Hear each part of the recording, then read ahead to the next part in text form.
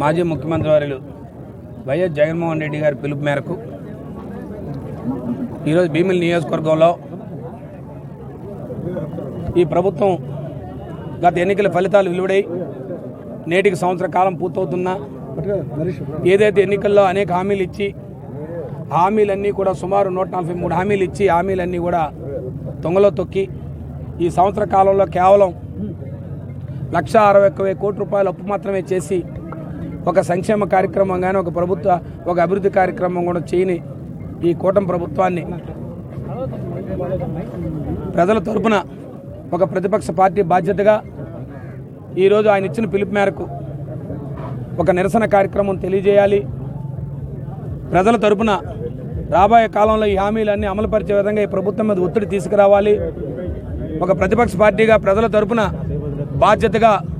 ముందుకెళ్లాలనే వారి పిలుపు మేరకు ఈరోజు భీమిలి నియోజకవర్గంలో వైఎస్ఆర్ పార్టీ ముఖ్యంగా కార్యకర్తలు కానీ నాయకులు కానీ ప్రజాప్రతినిధులు కానీ పెద్ద ఎత్తున ఎండను సైతం లెక్క చేయకుండా హాజరై ఆంక్షలు సైతం లెక్క చేయకుండా ప్రభుత్వ పెద్దలు తాలూకా భయభ్రాంతులు లోను కాకుండా ఇవాళ